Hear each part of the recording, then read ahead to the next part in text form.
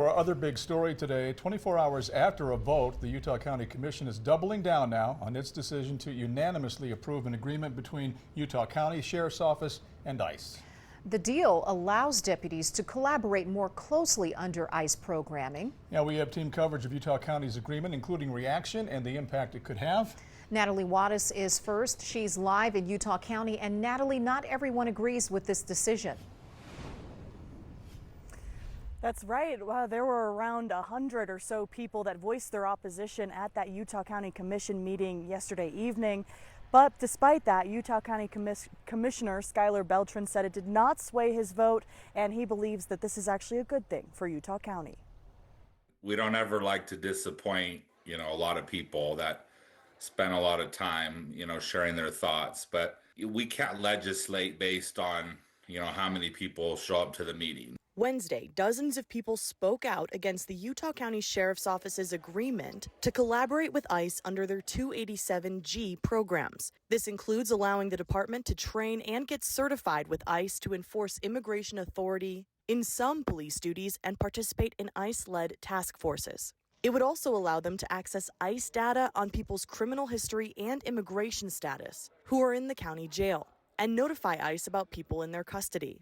Beltran says this agreement does not mean they're rounding people up and says they're not spending any money on this. If anything, we're holding ICE to a higher standard than we did yesterday. There is no drastic change. There is no drastic difference that anybody will notice that will affect any of our communities, illegal or not. If it doesn't change anything substantially, why do it at all? Yeah, I think several reasons. First, to have those guardrails of interpreters, civil rights protections, notification, data sharing. That's plenty of reasons alone. Beltran says there are contracts as part of this agreement outlining those guardrails. I've asked for copies of them and I'm waiting to read them. Do you think that the Sheriff's Office should be collaborating more closely with ICE? No, I don't. I don't think they should at all. I think they should be protecting the people that ICE is going after. Beltran says ICE already operates in Utah County without this agreement. And this just allows us to say, hey, this is the way we expect you to operate in our county, and it just helps everybody. Now, I reached out to the Sheriff's Office to see if the sheriff would speak to me today about this after the vote, but I was told he is unavailable. Live in Utah County, Natalie Wattis, KUTV 2 News. The Utah County Commission spent more than 4 hours listening to residents express their thoughts on this agreement last night. Brian Schnee is on the live desk with more on this part of the story. Well, as you've heard, the Utah County Commission unanimously approved that agreement with ICE as part of the Trump administration's mass deportation efforts. And this comes after more than 100 people spoke against this new partnership, including a 12-year-old girl. The dehumanization and othering we have seen by the current administration and ICE agents of human beings should horrify all of us. What kind of neighbors are we being to those in our community who need our help? In the future, history will look unkindly upon you three in particular if you vote yes on the cooperation with ICE. I want you to imagine this. Kids living their happiest life, then ICE strikes. While the kids are at school, learning and having fun, ICE raids the house. Parents on their day off from work are arrested. Do you want to raise children in a world where they are scared to leave their homes, scared that they will come back to find no one there? Tonight on Arc Salt Lake, we'll go in depth as to why the County Commission voted yes after so many of their residents showed up last night and passionately said no.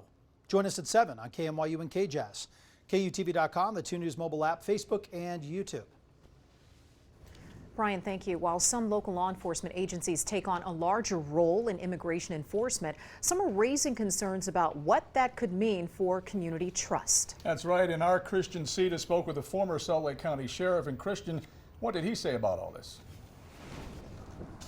Yeah, he's saying expanding local law enforcement's role in immigration can have both its positives and its negatives.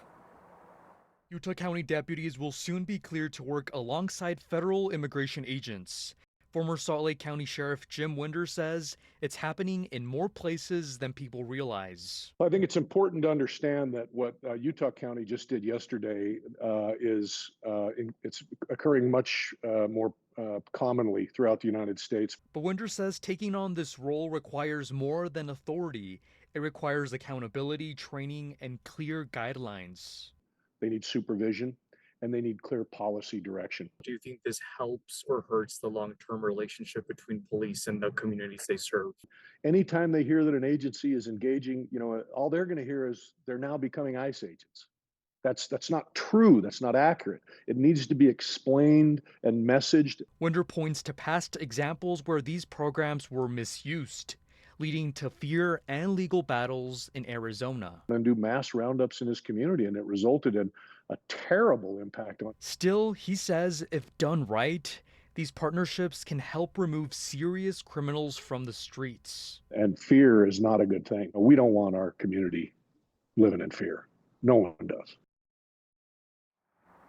Now he adds that the success of this partnership comes down to transparency and oversight. Reporting live, Christian Ceda, KUTV 2 News.